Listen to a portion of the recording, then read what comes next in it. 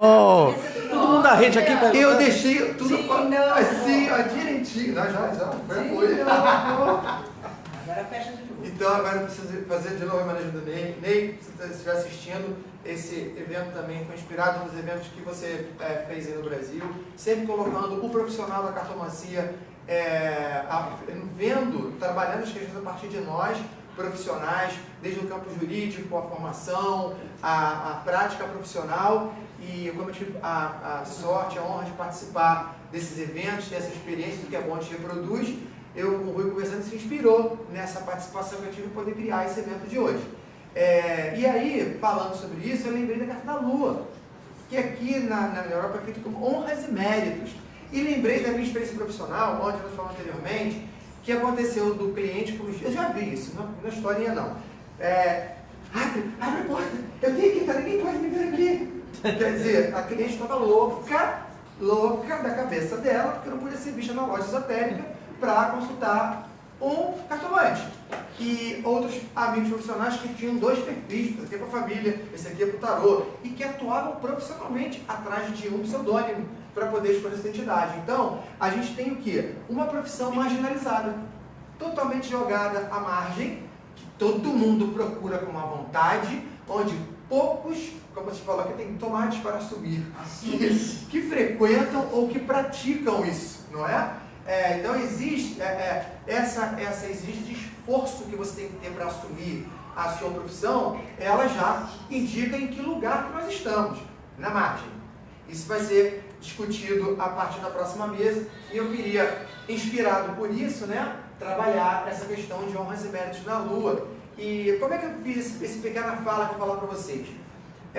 O Lenormand, ele é um oráculo novo, muito novo, recente pra caramba, não é o mais recente, a gente tem oráculos criados recentemente, como o Tarô Energético do Rui e outros, uma baralho da Dona Maria Mulambo e tudo mais, tem baralhos muito novos.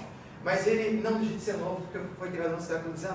Tem tarô com 600 anos, astrologia com 4.000, Xing com 3.000, e esse aqui é um bebezinho, você não for um óvulo ainda, né? Então, existe muita dificuldade de entendimento entre as cartas. E eu busquei uma referência para chegar às minhas conclusões sobre o significado da Carta da Lua.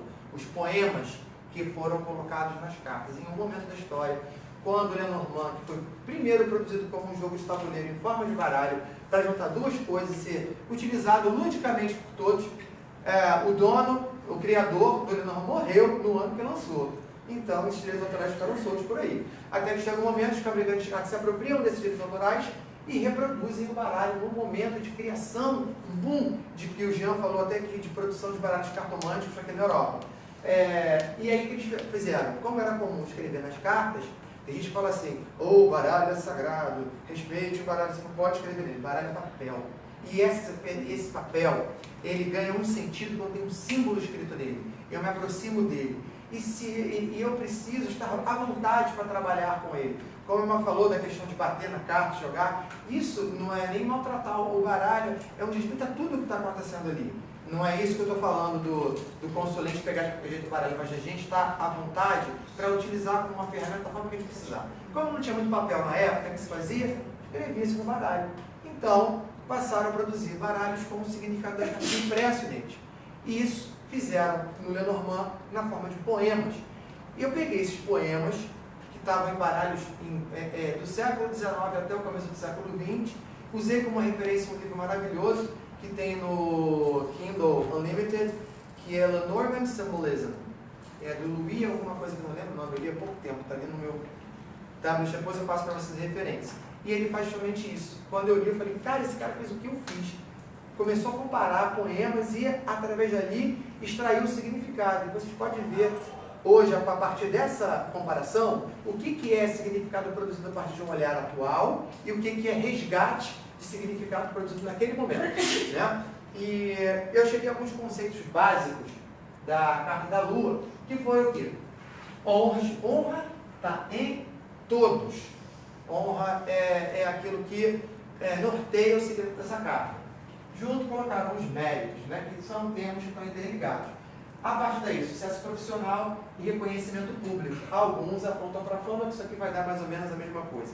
A fama ela é uma forma de reconhecimento público mais amplo, né? Então, a partir daqui, eu identifiquei que essa carta ela tem um movimento de dentro para fora e um movimento de fora para dentro, que se manifesta através do quê? Das ações no mundo e do impacto que essas ações causam no mundo.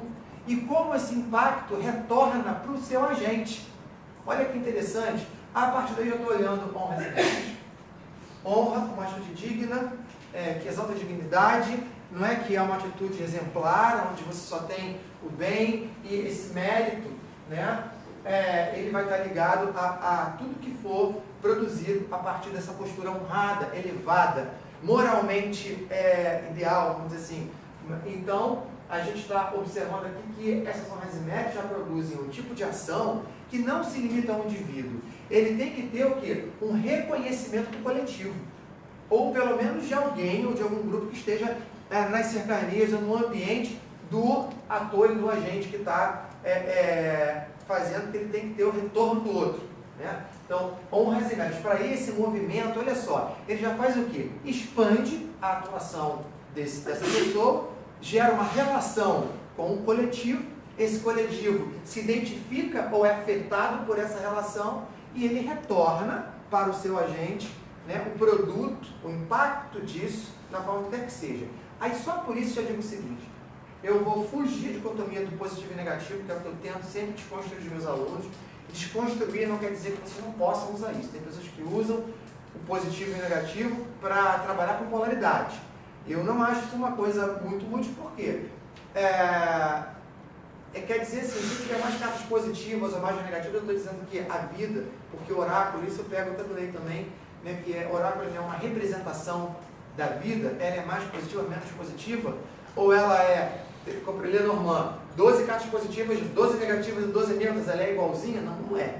Até porque essa questão de positivo e negativo, ela se modifica a partir da posição que você está, do olhar que você tem para o mundo, dos valores que você tem. Então isso é muito relativo. Não tem como você tornar isso absoluto. Então, esse movimento para fora, fora para dentro, como identificação. E aí eu falo no espelho. Se eu tenho uma pessoa que tem mérito pelo que faz, é honrada socialmente, ela é vista como um símbolo, como um ídolo, como uma referência. Então, eu me espelho nisso. Desculpa, gente, vou voltar. É questão do positivo e negativo. Portanto, essa carta, eu não vejo nem como positiva, nem como negativa, nem como neutra. Ela por si só, ela só fala da ampliação e do impacto do resultado de alguém no mundo. Não está dizendo se é bom ou se é mal. Vamos agora botar alguns exemplos concretos aqui.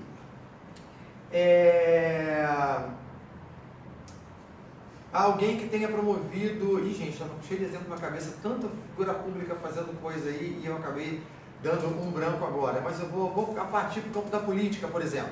Lá no Brasil, o presidente Jair Bolsonaro, que é uma pessoa homofóbica assumida, isso em vídeo, ele avançou na concorrência da presidência da República, e nisso que ele avançou, ele passou um tempo muito grande se colocando contra as pessoas homossexuais, entre outras, mas estou reportando para a gente poder entender o que é, né? E ele era um deputado, já tem um cargo de representatividade, que está relacionado à Lua, que é o indivíduo que se reflete no coletivo, e tem esse setor, né?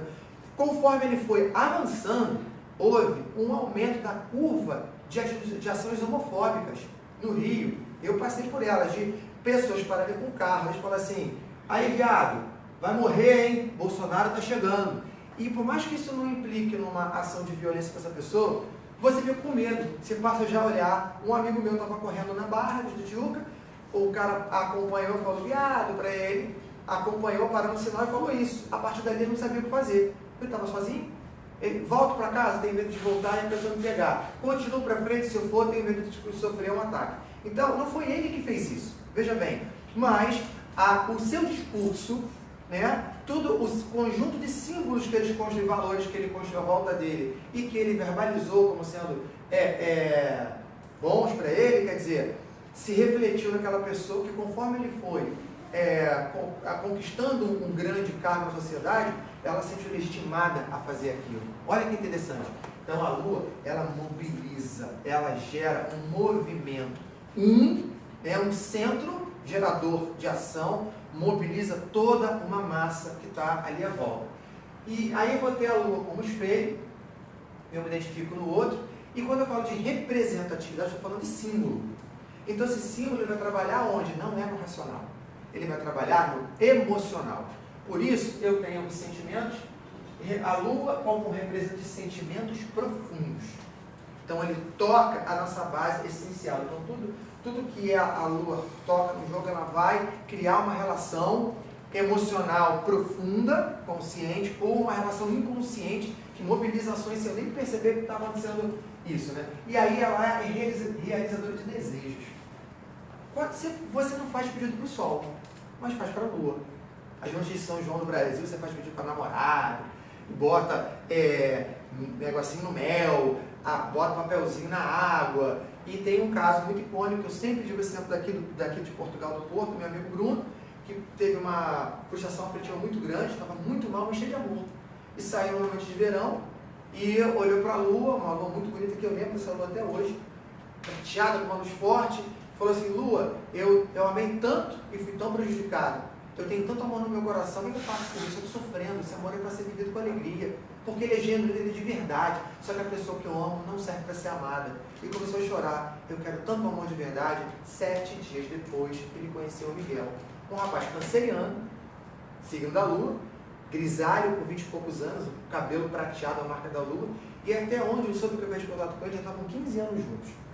Namoraram, enfrentaram a homofobia da família deles, casaram, compraram um apartamento, viveram juntos, passaram altos e baixos, e estavam ali firmes e fortes. Veja bem, nesse momento, ela realizou os desejos. Agora, ela tem uma ação pedagógica. Como que a lua realiza desejos? Uma vez que ela está ligada a essa questão de honras e méritos, de buscar sempre o ideal, e como ela, vocês podem ver aqui, ó, ela é uma referência, né, de calendário, de tempo, ela tem uma função organizadora, compensadora, como se fossem os pratos de uma balança que se harmonizam e se equilibram. Então, todo sentimento da lua que acessa um poder muito grande dentro da gente, que é o poder que está aqui dentro, que a gente enxerga lá em cima, né? Onde a lua dá esse presente para você, ela dá o que você quer, exatamente na forma que você pediu, para que você aprenda com o que você pediu. Então, esse desejo se realiza no formato da sua necessidade de aprendizado. No caso, o Bruno foi maduro e se sentiu super feliz, ele tinha um amor genuíno. Então, a lua realizou o desejo dele de acordo com o que estava dentro dele. Então, veio um amor genuíno que durou uma vida. Pô, 20 anos, 15 anos de relacionamento, hoje em dia é uma vida. Porque a gente dá sorte de passar de uma semana, ou de 5 minutos de chat no Tinder, tá, falando, daqui a pouco sumiu a pessoa. E depois ela volta como se não tivesse nada, né? Então, ela tem essa coisa pedagógica. Da mesma forma que tem o diabético que vai lá, sabe que tem diabetes, come o quindim, adoro quindim, mas eu não sou diabético. Aí passa mal, fica todo torto lá. Aí ele vai e come 2 quindim depois. Aí já fica tremendo, entra em coma diabético. Aí depois come 4, entra em coma. Aí come uma panela e morre. Isso é a lua. Por quê? Morreu, porque não aguentou, estourou o corpo todo, né? Essa pessoa ela foi avisada. A ação dela criou uma reação que alertou: você não pode comer isso. Então ela continuou comendo. Aí a resposta veio mais forte ainda. Até que chegou um momento que o que ele precisava para aprender era perder a vida. Né? Então não pode ser que isso foi uma coisa ruim. Como eu também não pode dizer que o que aconteceu comigo foi uma coisa boa. Foi o que era necessário para o momento. Então a lua, ela faz isso. Ela traz o que é necessário. Ela aproxima, equilibra, matiza, né? E concretiza. Outra coisa que é interessante é o seguinte: olha só, a lua está aqui, né? Ela reflete a luz do sol. Então ela traz o sol para a noite, ela tem um caráter reflexivo. O universo, você imagina aquela imagem do cosmos, do Carl Sagan, aquele universo vasto, com aquela energia negra, cheia de pontos luminosos, estrelas, planetas, galáxias pra caramba. Isso é o touro, a carta de 16 estrelas. O que está mais próximo da energia é o nosso Sol, que está ali. E o elemento celeste mais próximo do planeta é a Lua, que já está numa composição sólida. Repara que eu tenho uma massa indiferenciada entre escuridão e luz e escuridão. Eu tenho um ponto que é só luz. Ainda estou falando de algo que não é tangível, não é concreto, né? Ainda tem uma coisa meio gasosa, que queima. A lua não, ela é sólida. mas ela ainda está no céu flutuando, é um elemento celeste. Portanto, ela é o quê? Ela é o agente espiritual que dá forma, que concretiza, que torna aquilo real, concreto. Então, por essa proximidade com a Terra e esse corpo dele ter uma solidez, ela mostra que a espiritualidade é o nível de espírito mais próximo da nossa existência, que proporciona a geração, a produção de algo concreto. E sempre na forma da pessoa, na forma da necessidade dela, na forma do destino da vida dela. Então ela tem esse caráter pedagógico, ela vai sempre te ensinar, porque ela vai te dar aquilo que você precisa para você aprender. E você que vai dizer para si próprio, para aprender qual é o tipo de aprendizado que você precisa. Como ela fala de algo muito elevado, nem aí, né? Se isso vai ser bom ou ruim dentro dos parâmetros dele. Vai ser o que tiver de ser. Então nessa carta eu posso ter grandes tragédias, como eu posso ter milagres, como eu posso ter grandes realizações, grandes perdas, grandes amores. Tudo está contido aqui, desde que seja um efeito compensador. Aí, entendendo que ela é uma energia compensadora, de crescimento e aprendizado pessoal e coletivo, porque ela está sempre falando do impacto no ambiente. E por que o impacto no ambiente? A Lua, no céu, ela regula as marés, ela orienta os insetos no seu voo noturno, ela dá ela cria um calendário, como eu falei antes, ela marca a divisão do tempo, e muitas espécies de animais se reproduzem com a Lua. Se eu não tiver mais Lua no céu hoje, eu vou ter... mas eu ainda tenho o Sol, posso fazer um calendário. Beleza, pode, isso não vai interferir na nossa contagem de tempo. Mas a natureza vai te estabilizar toda, porque eu não vou ter mais ciclo de marés, e eu não vou ter mais reprodução de certos animais que dependem da lua cheia, ou da minguante, ou da nova para acontecer. Então ela tem um efeito equilibrador da vida. Então ela está falando o quê? Do coletivo. Então é sempre atitude individual que impacta o coletivo, operando a partir de sentimentos profundos que podem realizar os desejos. Olha só, gente. Sentimentos profundos, realizadores de desejos. Sabe qual é isso daqui? Magia. A magia é a ação que eu tenho de criar uma mudança voluntária, uma coisa bem simples, tá? Bem simples, mas para funcionar como algo pedagógico.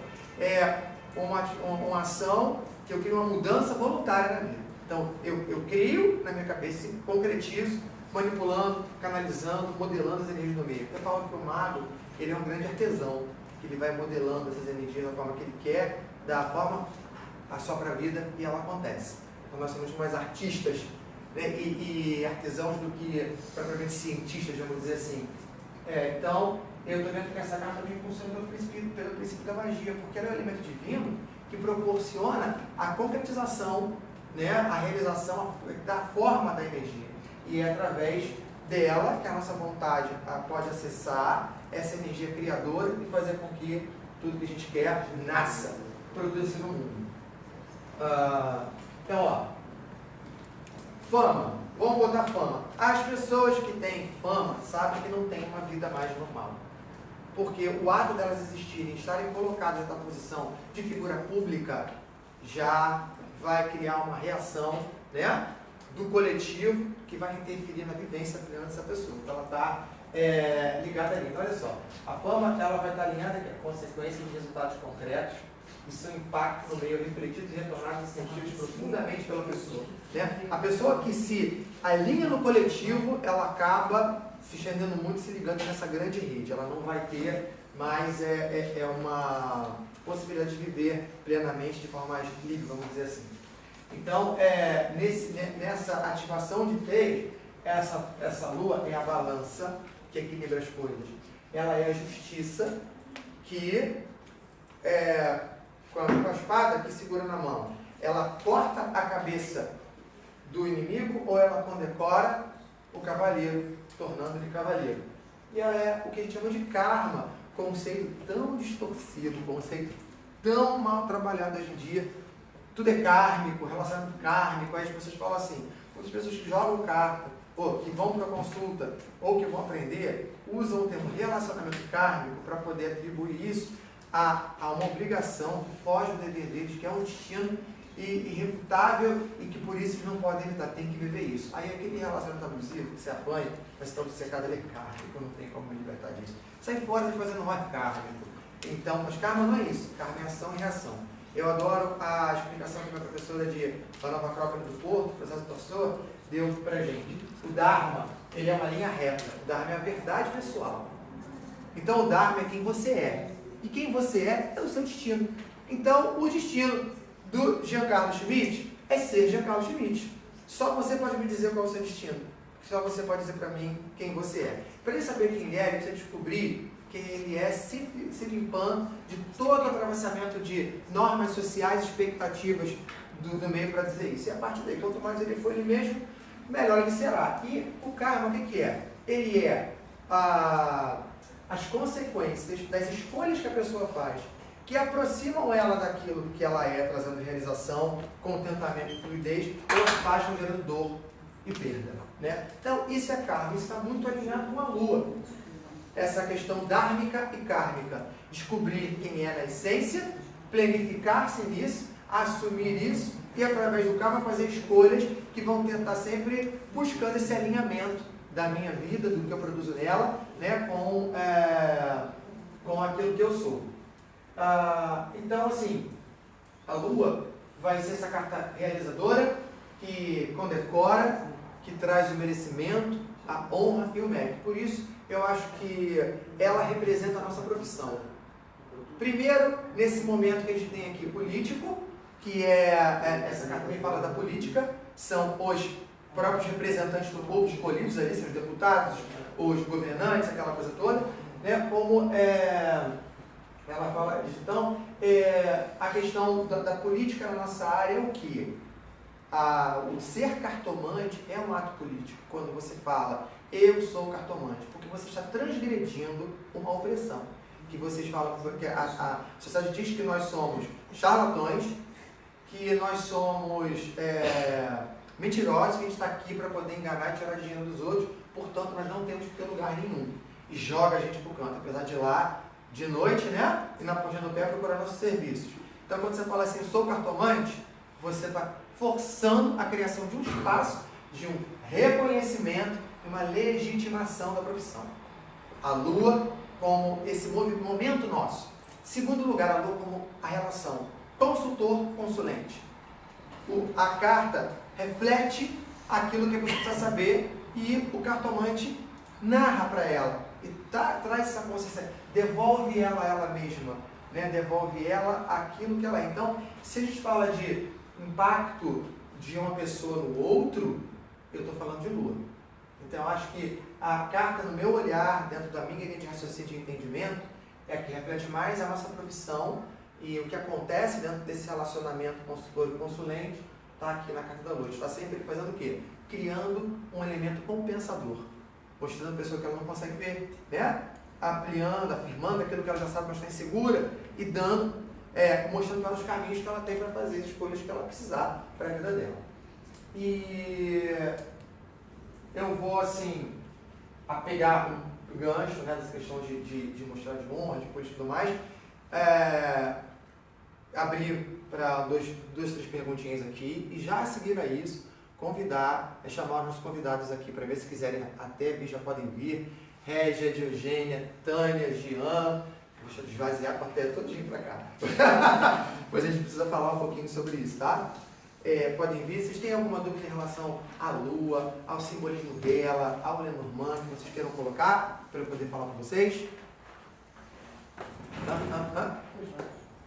Não, né? Então vamos começar aqui na nossa mesa. Eu quis encurtar um pouquinho essa palestra, até porque acho que o que eu tinha para trazer era isso, essa reflexão sobre o significado dessa carta que é tão distorcido, mal compreendido, tão difícil você pegar uma obra, uma bibliografia, um livro que explica essa carta da Lua de forma satisfatória. Tem sempre o não sei, e aquilo que está muito alinhadinho aqui, vem um ator falando uma coisa diferente, você não sabe mais o que é o certo, né? Então a outra sempre ali se modificando. Então é sempre esse movimento, ó, a Lua é isso, a Lua não é uma coisa reta. Equilibrar não significa estabilizar, parar. Significa estar sempre, se adequando, se adaptando, abaixando e levantando para que haja um fluxo harmônico, como a Lua flui ao longo do ano de nova para crescente, para cheia, para minguante, para nova de novo. Sempre com elementos cíclicos. E agora vamos falar sobre honrando a nossa profissão. Obrigado, gente. Conquistas e desafios da nossa profissão, que já foi falado ao longo de todas as palestras aqui, né? A gente vai agora trabalhar isso melhor. Aí eu queria primeiramente, tendo todos tomar seus lugares, agradecer a presença de todos. Tânia e Eugênia, até queria colocar a pergunta para vocês agora, como a gente está aqui uma invasão de brasileiros aqui no evento, né? A gente está trazendo um pouco da nossa realidade para cá, eu já falei muito dela aqui, da minha realidade no Brasil, da que eu tive aqui, e eu queria saber de vocês, como pessoas profissionais da área, como é que fica essa questão da profissão na vida de vocês? Assumir isso, como é que foi sair do armário, falar, gente, tem uma coisa para falar com vocês. Eu sou cartomante! Antes, vamos dar uma salva de palmas para o Alex, que é Sim.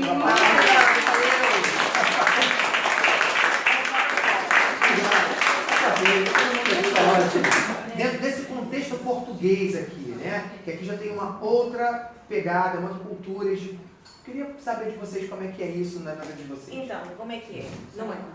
Não é, né? Não é. Não é. Eu tive muita dificuldade em assumir o que eu faço, ok? Eu faço leitura de cartas desde os 12 anos, portanto, e sempre escondi de toda a gente, não é? E finalmente, quando eu achei que era a altura de eu não esconder mais nada de ninguém, porque não devo nada a ninguém, não é? E imaginem, por exemplo, um convívio de amigos, onde as pessoas perguntam o que é que tu fazes, o que é que o outro faz, o que é que o outro faz. Eu sou cartomante, eu queria uma mesa de 15 pessoas a olhar para mim. Não é? E a primeira reação é coisas do género, o que é isso? É uma das questões que se coloca.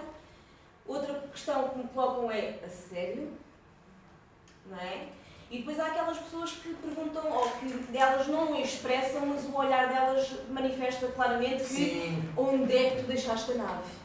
Não é? Que nunca mais a encontraste. Portanto, é difícil assumir num país onde as mentes ainda estão muito fechadas, onde a realidade de ser cartomante, tarólogo, runista, astrólogo, vem sempre aliada a uma conotação má, não é? Cartomante é bruxo, ponto, ok? Não é mais nada que isso, é bruxo ou charlatão. E portanto, embora exista aqui já algumas aberturas de mente e algumas pessoas que de facto conseguem credibilizar a profissão, depois também nos deparamos aqui com outro tipo de questões, que é como em todas as profissões, há boas éticas e más éticas, não é? E portanto há aqui um conflito na sociedade, não é? Temos os clientes e aquelas pessoas que acreditam e que consultam e que se aconselham, e depois temos os outros que pura e simplesmente gozam literalmente de forma ofensiva com. Portanto, infelizmente temos um governo que não apoia, portanto, esta profissão, não a considera como profissão, não existe.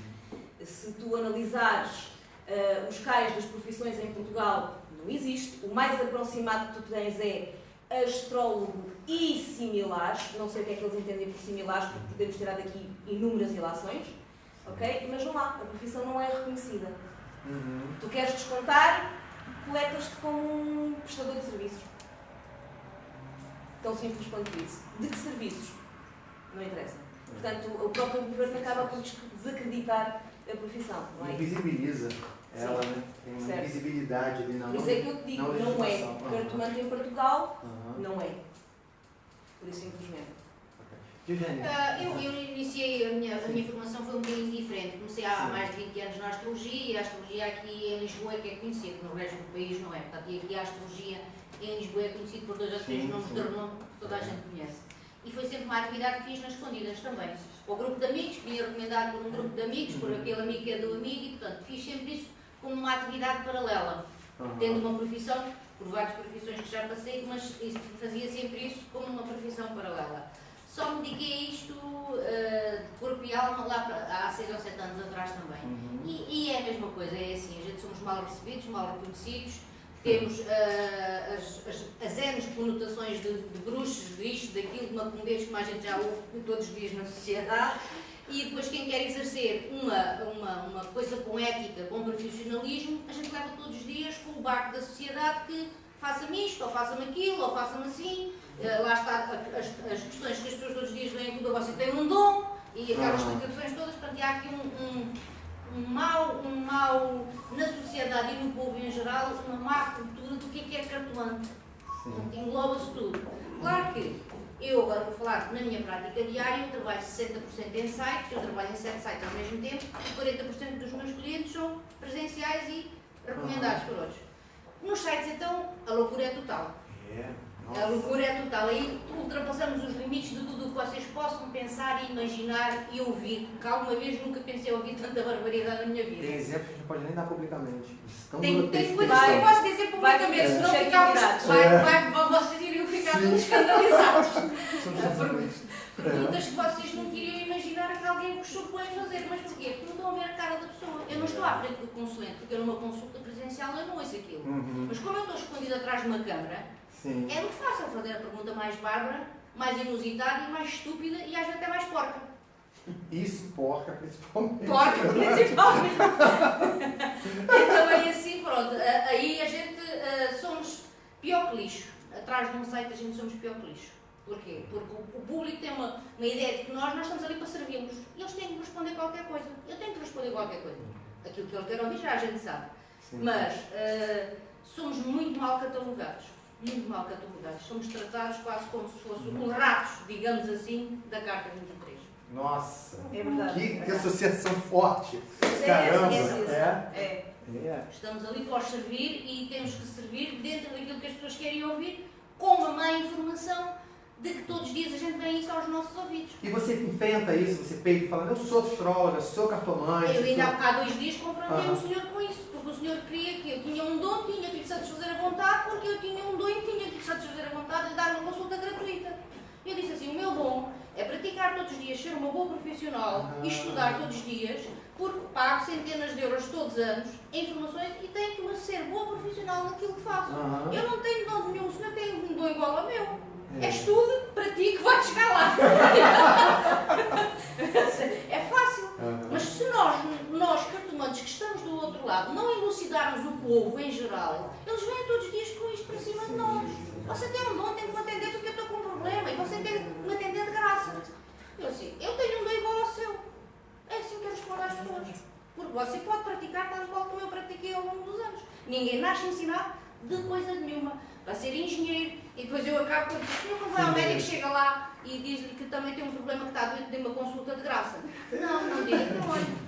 É interessante o mestre falar do médico, porque o pessoal fala do nosso trabalho como sendo algo de espiritualidade, que tem que ser gratuito. Só que assim, se a gente for colocar mesmo, fazer a comparação, a profissão que deveria ser gratuita nessa lógica é a medicina. Exato. Porque eles têm o poder de interromper ou fazer continuar a nossa vida, tirar uma dor. Isso nunca deveria ter uma relação comercial no meio, nem para comprar um remédio, porque como é que eu posso ter que ter dinheiro para poder tirar uma dor do meu corpo e me manter vivo? Né? Então, acho que a primeira profissão que deveria ser questionada, e eu não estou dizendo que o médico tem que trabalhar de graça, que a nossa estrutura capitalista não permite esse tipo de serviço, né? Seria a medicina antes da espiritualidade, porque o nosso trabalho não é um bem de primeira necessidade. E depois há algumas perguntas, uma das que eu me lembro também era assim, então a senhora pode-me fazer uma consulta que eu daqui a 3 ou 4 meses pago? Uma resposta muito clara e objetiva. A senhora trabalha? E a senhora? Trabalho. Então olha, hoje vai trabalhar e diz lá ao seu patrão que daqui a 3 ou 4 meses pago. Acabou a resposta. As pessoas têm que ser elucidadas que nós somos um prestador de serviços como outra pessoa qualquer. E estes mitos que se vão perpetuando desde a época do Renascimento continuam na mente das pessoas. Isto porquê? Por causa de maus profissionais, que em todas as áreas há, também há maus médicos, maus engenheiros, maus arquitetos, mas se nós não, que estamos na frente da profissão todos os dias a dar a nossa cara, não elucidarmos as pessoas, daqui a 500 anos estamos na mesma. Certo. Temos a obrigação de elucidar as pessoas. Sim, essa função no dia a dia de educação, porque aí acontece, de novo aquela questão da ampliação da lua, né? Quando você fala que tem um médico charlatão, é um escândalo, porque o médico não é charlatão. Agora, quando você fala que tem um cartomante charlatão, é fácil. Isso aí, ó, pega muito mais fazer, muito mais natural você ouvir isso, você não enfrenta, aceita, legitima isso com muito mais propriedade do que falar de uma profissão socialmente aceite, né, por aqui.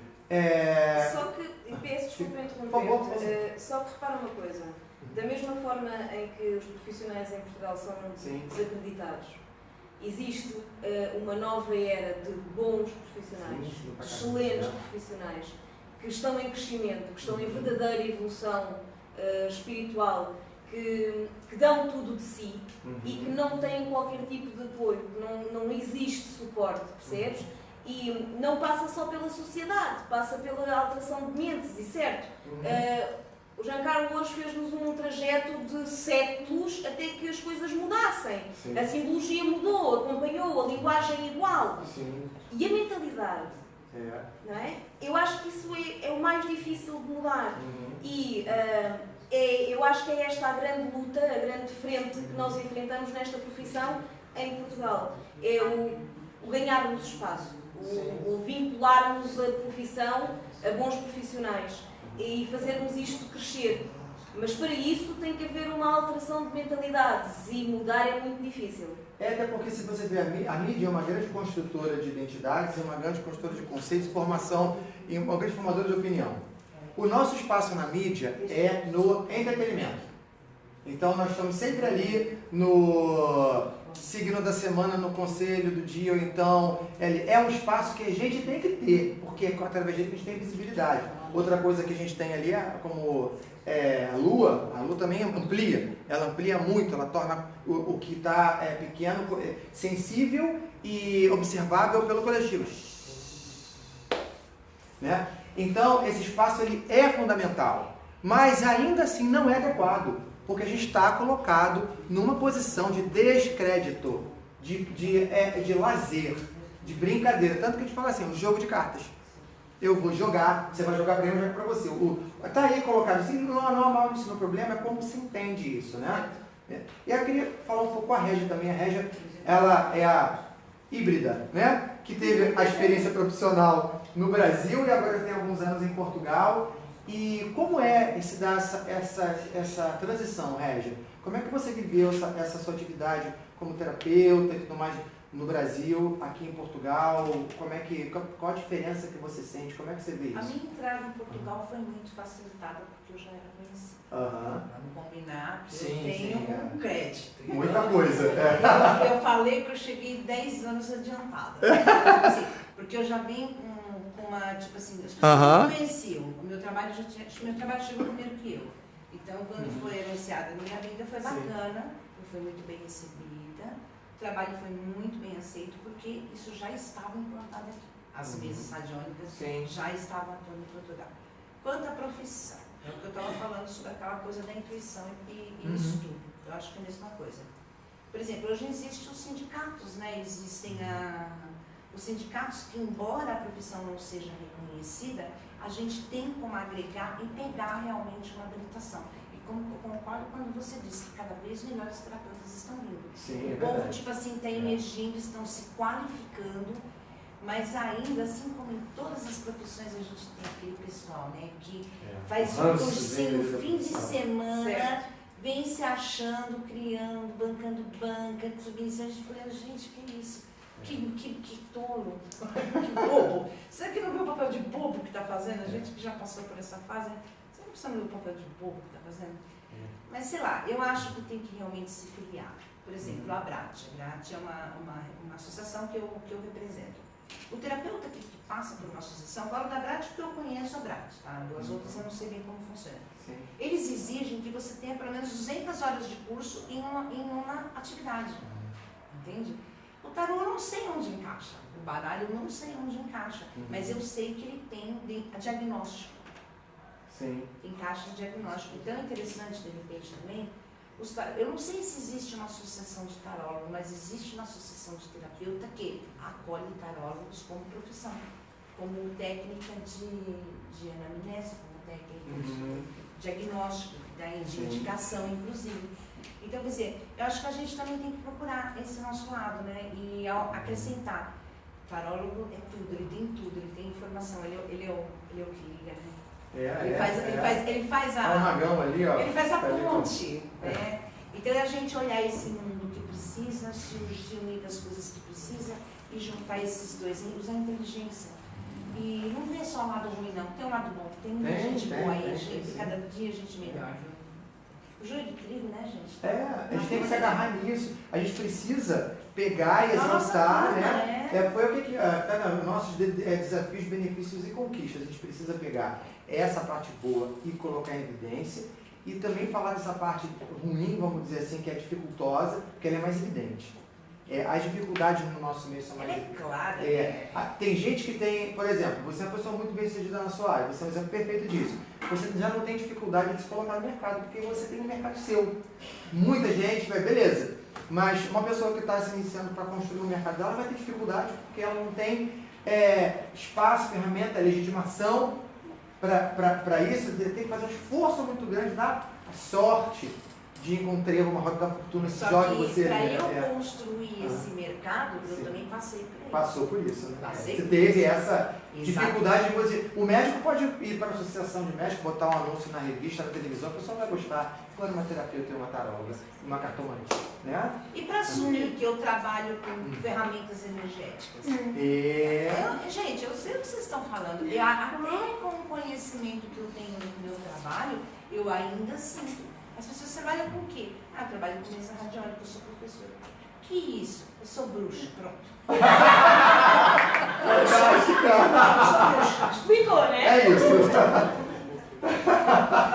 E o Giane é engraçado porque a mesa está bem bacana, porque as pessoas do local, aquela que estava há muito tempo, que mora há muito tempo aqui, trabalhou lá, e o Giane é a primeira vez que está vindo aqui, já tem um contato com o pessoal de Portugal, né? E como é que fica, Jean, para você essa percepção? Você está porque há pouquíssimo tempo, uma semana que você chegou, não é? É mais ou menos isso. Mais ou menos. Já você tem alguma experiência para que você possa notar o que você sentiu aqui em relação às pessoas, à cartomancia, ou algo assim, mesmo nesse curto tempo que você está aqui, ou você tem uma expectativa a partir do momento? Você já atendeu aqui também bastante gente, né? Entendi. E aí, como é que foi isso para você, trabalhar aqui? Bom, primeiro eu vou trazer a experiência do Brasil, né? No Brasil a gente tem, desde o final dos anos 90, reconhecido a profissão taróloga, inclusive podendo se aposentar, né? Tarólogo e cartomante. Esotérico, está dentro de uma... Todas as profissões relacionadas. Tem até código de ética. Isso é legal. Embora a gente não tenha um sindicato. Tem o sindicato dos astrólogos, né? Sim, Mas a gente não tem um sindicato. Eu acho um pouco perigoso tudo que fica politizado. Porque tudo que acaba politizado acaba ficando monopolizado. Então, é aquela história. Até que ponto o que você ordena não é para gerar recursos para quem está ordenando, né? Para quem está estabelecendo regras, né? Então é aquela história, você faz a estrada, mas tem que ter o pedágio para poder pagar a estrada. Então tem esse aspecto também dos valores. Eu vejo a questão da cartomancia, ao mesmo tempo que existe esse boom tecnológico, né, empurrando a gente para frente, existe também uma distorção que ainda ocorre. Né? Durante muito tempo, por exemplo, as pessoas conheciam a astrologia apenas como uma prática do horóscopo. Certo. Então ficava estigmatizado, astrologia é horóscopo, certo? Então quando você pega ainda casos como novelas da Globo, ou algumas novelas pontuais que existem em alguns canais, você normalmente vê a figura do cartomante estereotipada. Né? É aquela pessoa que ainda, quando não aparece vestido com turbante, balagrandães e pedras e outras coisas mais, como falas impressionantes, né? Gestos muito espetaculosos, exagerada, dramática e tudo mais. Né? Massa, aparece como alguém misterioso que está até envolvido no crime. O culpado não foi o robô, agora é o cartomante. Então, assim, eu acho que a situação que a gente se encontra hoje é uma situação que existe ainda um problema da mídia. Sim. A mídia ainda não dá subsídio para a gente poder ser visto de forma séria. Eu acredito que Portugal, por ter particularmente uma influência religiosa muito poderosa, né, durante muito tempo, esse processo religioso filtrou, né, e acabou criando nichos, como fossem pessoas que ficassem criminalizadas, marginalizadas, vamos colocar de uma forma melhor, marginalizadas. Então, assim, quem não está professando é herege, né? Então, quem não está professando a religião é um herege. Infelizmente ou felizmente, nós somos hereges. Sim, então, isso aí não tem até jeito. O fim, hashtag. É impossível, impossível. Quem trabalha com símbolo, trabalha com a questão magética, a questão... está trabalhando sempre fora da linha. Sempre está seguindo um caminho diferente daquele que as pessoas, dentro do dogma, da doutrina, esperam que a gente siga, né? Existe também um aspecto da expectativa que as pessoas criam em torno de nós. Ou seja, os clientes ainda nos acham que a gente é uma aspirina. Uma varinha mágica, somente o tudo que a gente vai resolver, que a gente vai tirar dor de cabeça deles, que a gente vai... E não é, né? Então isso é uma forma também que você estava falando, a questão de educar a pessoa. Educar as pessoas que envolve muitas palestras, envolve escrever livros que ajudem nessa formação. E mais do que isso, tem uma conversa na consulta, porque também eu acho importante a introdução. A gente tem que fazer um boca a boca ali na hora do consulente que chegou pra gente. Isso. Porque eles são, os consulentes que vão prestar na parte deles não estão buscando apresentar tarô. Está buscando informação para as pessoas, não quer nem saber de literatura de tarô. Está nem aí para isso. Exatamente. Existe também um problema relacionado com a questão do que o consulente busca nessa consulta. Né? Porque, como eu falei em um dado momento da palestra hoje, as pessoas muitas vezes não sabem o que estão formulando como pergunta. Elas não sabem o que elas querem. Elas não sabem o que elas estão perguntando. O que elas estão perguntando? Será que aquela pergunta procede? Ou é uma insegurança, uma dúvida, uma dificuldade que a pessoa tem em relação ao momento que ela atravessa? Isso também é uma coisa complicada. Eu acredito, eu estou muito pouco tempo em Portugal. As pessoas que eu atendi no Porto, elas, de certa forma, faziam menção, algumas com medo, tipo, eu tenho medo do que ele vai falar, né, e vai, não sei o quê. Alguns me prevenindo. Olha, não quero ouvir falar disso. Não me fale de morte, não me fale de acidente.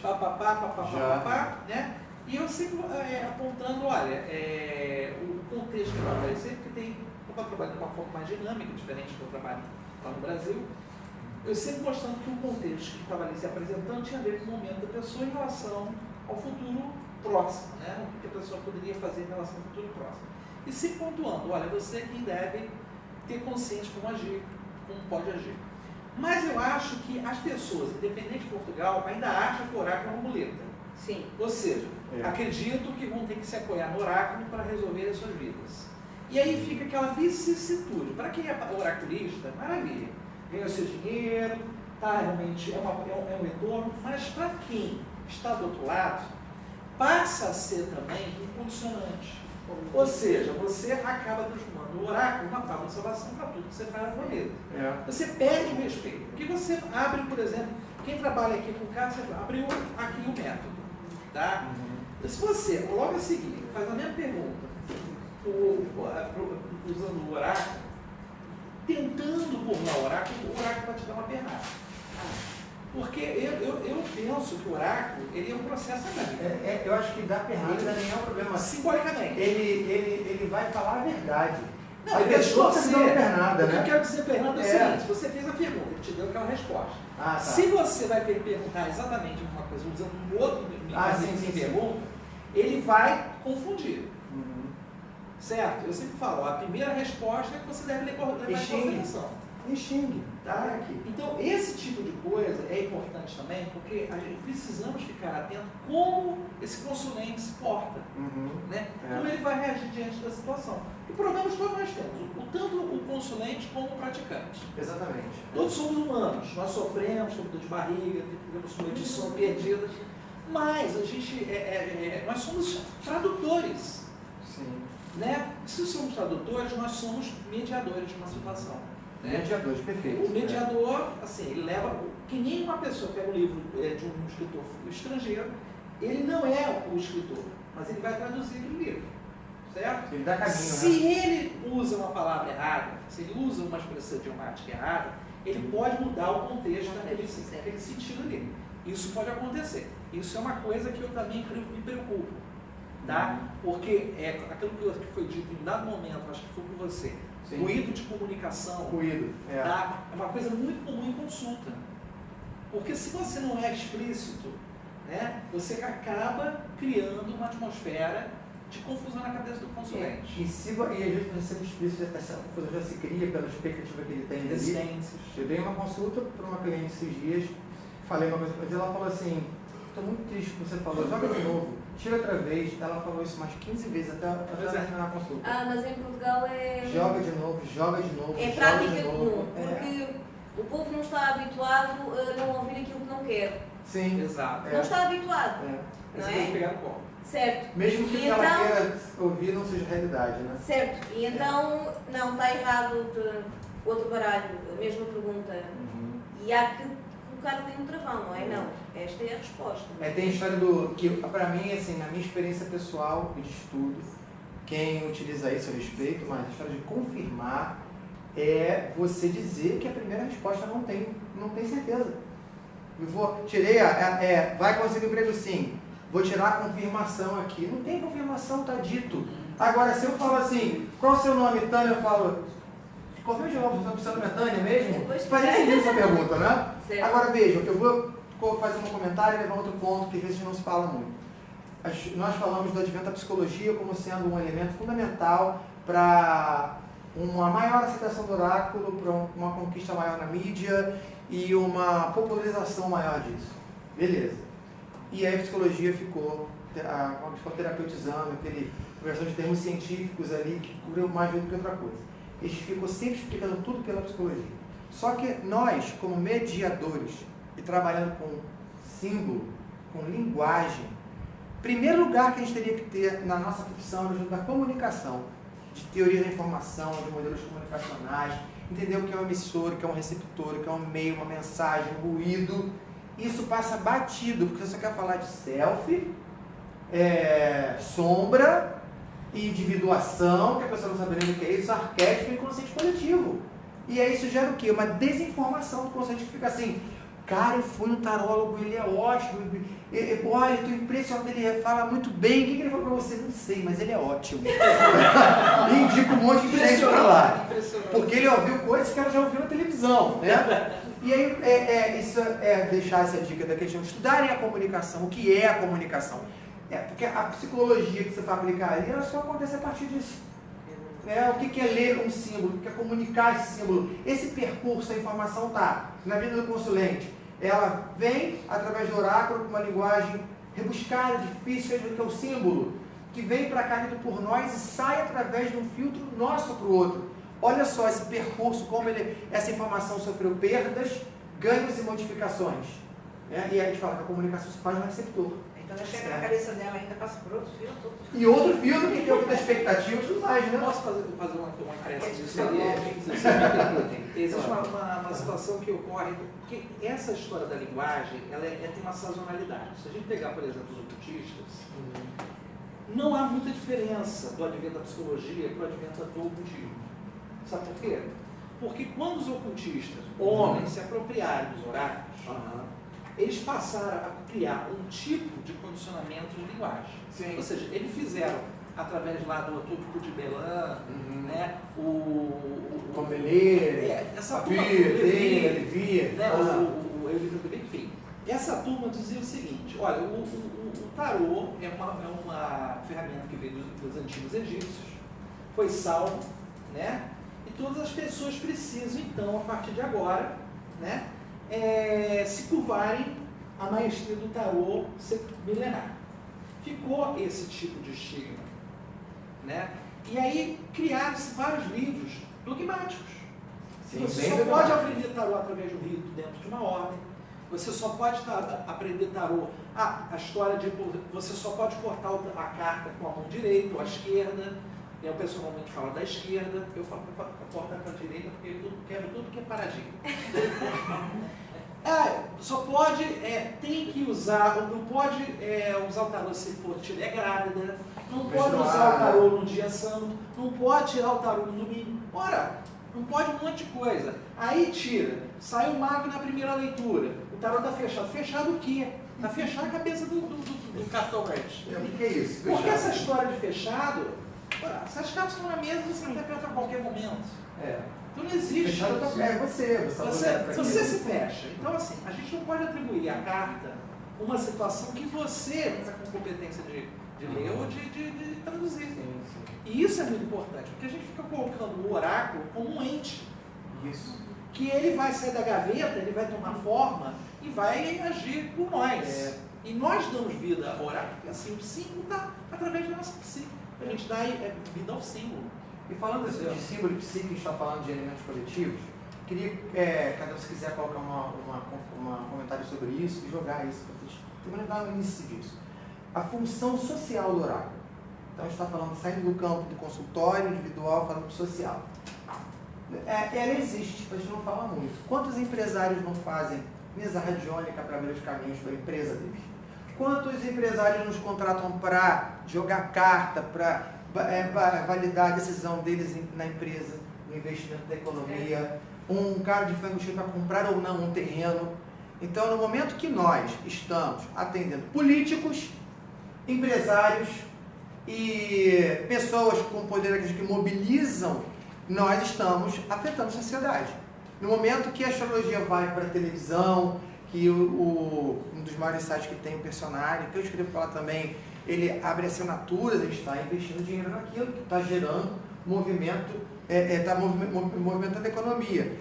De certa forma, mesmo que seja assumido, nós somos responsáveis pelas reconfigurações do tecido social.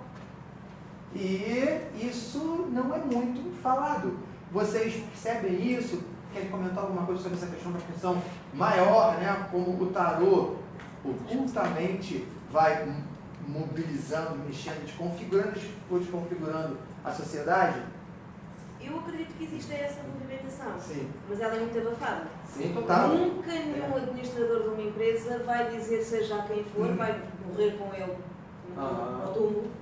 Nunca ele vai admitir que vai consultar A, B ou C de uma forma holística ou divinatória para saber o que quer que seja sobre a empresa. Não é? E enquanto não houver essa postura de eu não tenho receio de dizer que eu fui, que eu fiz, que eu aconteci e que resultou, não há essa apropriação. Portanto, não é palpável, não existe. Porque a pessoa é consultada e morreu ali. Não há divulgação. Portanto, tu podes até estar a mudar aquela mente, mas tu não mudas uma comunidade. Mas aí você tem nós temos mídias, né? Mídia já é plural, médium e mídia, né? A gente já tem um efeito indireto. Né? E repara, a gente está falando de movimentação social e ninguém legitima isso. Olha para trás. Eu fiz uma TCC sobre astrologia e parte dele a gente está falando de história da astrologia. O gente consultava os seus oráculos para tomar decisões. Certo? Então a gente desde sempre movimenta isso, só que isso foi perdendo legitimidade, credibilidade. O paradigma científico ele foi se sobrepondo, né, a todas as linguagens mitológicas e metafísicas, né, e ele perdeu visibilidade, mas não perdeu força. Então é importante que a gente reconheça, pelo menos nós como cartomantes, que nós somos responsáveis pelas configurações e reconfigurações sociais, pelas configurações econômicas também, tá? E também políticas. A gente afeta isso. Nós temos a nossa mão mobiliza de alguma maneira.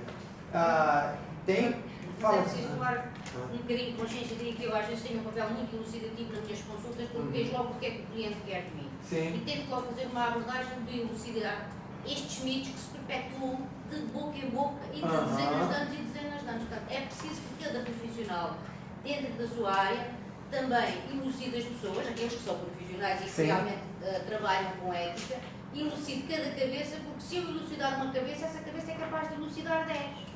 Se a gente conseguir uma... Se eu conseguir uma, já tem o meu trabalho feito, porque assim, essa cabeça bem elucidada vai elucidar 10 e vai trazer esses 10 mais bem elucidados. Eu tenho menos trabalho. Isso é. Se for de 1 em 1, né? Eu consegui um, de repente você consegue 2, outro consegue 20, outro consegue mais nenhum. Mas olha, tá acontecendo isso. O que é que você deseja de uma consulta? O que é que vem à minha procura? Qual é o seu papel a vir à minha procura? O que é que vem procurar em mim? Eu tento perceber isso. Daí que vejo logo, quer consulta de graça. Consigo logo. Daqui a 4 meses. Quer trabalhos, não sei do quê. Não é comigo. Tenho que ver o que é que ele vem à minha procura. Quem é que me informou para vir à minha procura? Tenho que fazer esse papel didático E é tipo, porque eu sei que aquela cabeça vai elucidada comigo. Se vem à procura de coisa má, já sabe, comigo nessa manhã. Vai procurar outro, portanto, eu não trabalho para isso. Né? Mas também o elucido de qual é o papel do tarot, o que é que eu estou aqui a fazer para ele e para quem ele vai representar. Acho que temos que ter também, na sociedade, em termos sociais, um papel também educativo. Um papel muito educativo. Isto é a minha opinião. Perfeito, perfeito mesmo.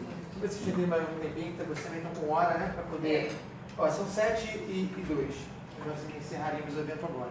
Se vocês quiserem fazer algumas perguntas, dá para dar uns 5 minutinhos? Sim, dá, perfeitamente. Vocês querem colocar alguma opinião, fazer alguma pergunta? O momento está tudo aberto.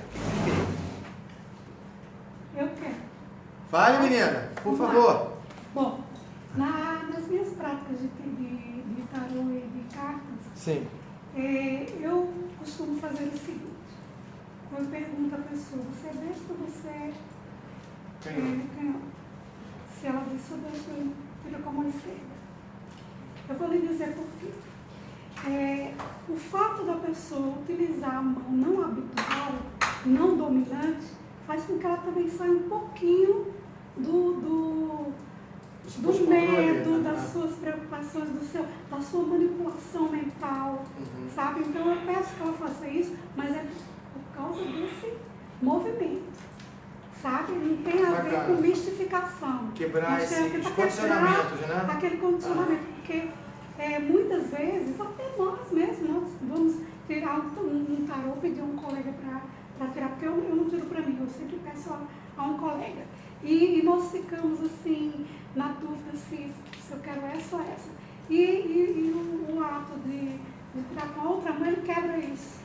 Então ela vai tirando sem estar muito preocupada, porque ela está preocupada em conseguir tirar aquela coisa é o controle ainda, né?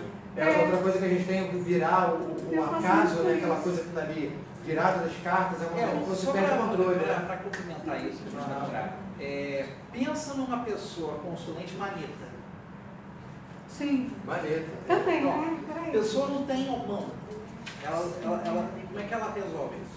Bom, questão de corte. Não, estou dando exemplo. Sim. O que seria? Claro. A mesma história da pessoa cega. A pergunta que fica, uma pessoa cega pode ler as cartas?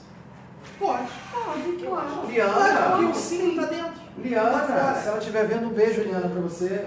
Exatamente. Gente, né? Exatamente. Então, assim, isso faz sentido. A gente tem a neurociência, a gente tem a neurobiologia, temos a questão de hemisfério esquerdo ligado ao lado direito do cérebro. A gente sabe disso.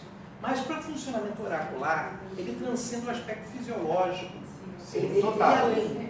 Tá? Porque se você vai expor isso para o consulente tem uma limitação física, não é a limitação física que vai impedi-lo de ter a informação ou de ler, se ele for praticante.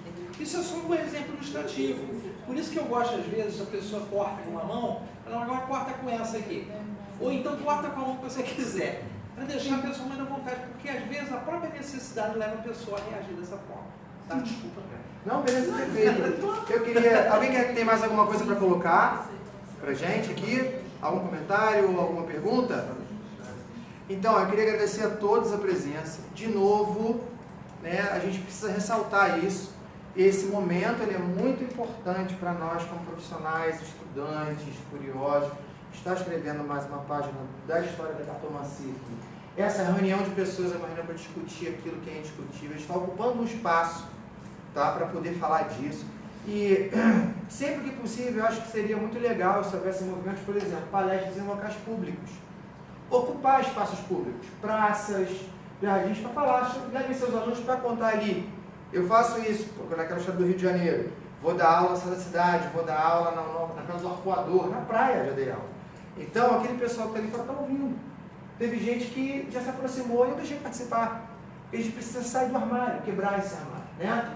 E não só discutir significado de carta, porque isso é muito importante para a gente. Está no Petit Normand, um exemplo que ainda tem muita diversidade de significados, mas nós precisamos falar sobre o nosso lugar na sociedade, sobre a nossa profissão, sobre a nossa forma de viver, porque cartomancia não é apenas uma técnica de leitura de futuro, é uma forma de viver. Você, para poder estar capacitado para lidar com aquele oráculo, você amplia a sua forma de ver, você tem um monte de referências, você tem uma relação simbólica com a vida, você se aproxima mais do outro, é uma coisa muito mais ampla que isso. Trabalhar para não deixar de se banalizar. E entre nós aqui, o pessoal de Portugal, unam-se, sentem, conversem, batam papo, saiam com seus alunos, falam com seus colegas, discutam, abram ao vivo, reúnam-se. É muito importante que a gente se concentre para ganhar volume, mostrar que a gente está aqui, legitimar e de contribuir, compartilhar com todo mundo as coisas tão boas que a gente tem, né? Para quem quiser receber.